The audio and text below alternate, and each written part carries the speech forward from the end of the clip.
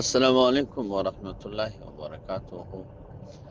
محترمه پوښتنه د لومبنۍ دا ده چې د یو سړي اودس دی او په حالت د اودس کې دی او خپل عورت ته وکتل یا یې د بل چا عورت ته وکتل یا بل چا د عورت ته وکتل، نو په دې باندې اودس ماتیږي او که اودس پې نه ماتیږي.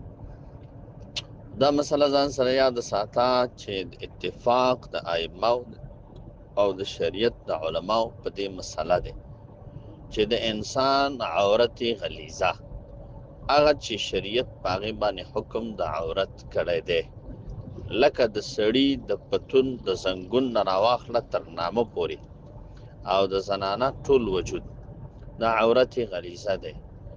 دې ته په هیڅ یو صورت باندې کتل چې دي روا نه دي، ناروا کار دی دې ته کتل.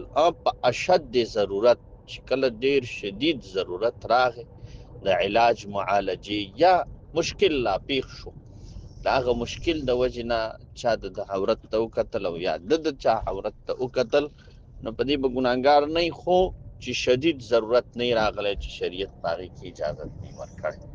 دا مسله یاد ساته چې دا کتل عورت ته حرام دی.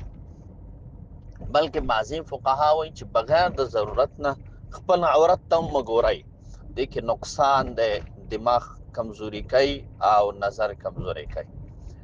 پاتې شوه دا مسله چې اوس یو سړی دی او داسې دی یا د خپلې بیبي عورت ته وکتل یا بیبي د عورت ته وکتل، نو په دې باندې اودس ماتیږي نه، دا ماتونکی د اودس نه دی، ځکه دا په نواقضو د اودس کې شته نه. یوه. دویم نمبر پوښتنه دې دا کړې ده چې ښځه او خاوند د یو لوښي نه په یو وخت کې او په یو ځای کې غسل کولی شي که نه شي کولی.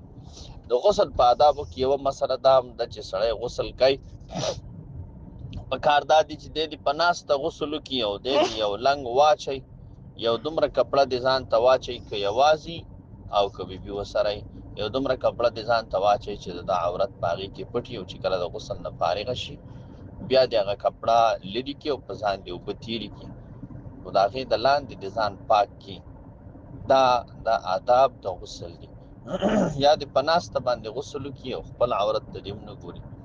که چېرته ښځه او خاوند دواړه په یو لوښي کې د یو لوښي نه غسل کوي یا په یو غسلخانه کې غسل کوي، دا روا دي، خو ادب یې دا دی او احترام یې دا دی چې یو بل شرمګاه ته دې نه ګوري، د هغې د کتلو نه دې ځان وساتي. دا حیا ده او دا آداب د غسل دي. باقي که چېرته غسل یې وکړه نو غسل به یې شوی، په دې غسل باندې که چېرته دوی مونځ کوي نو مونځ به یې کېږي، څه مشکل نه لري. ښه، دغه مسله چې دا غسل کولی شي یو ځای، د علامه شامي رحمهم الله لیکلې ده او دا مبسوط د سرخسي کې هم راغلې ده. ښه.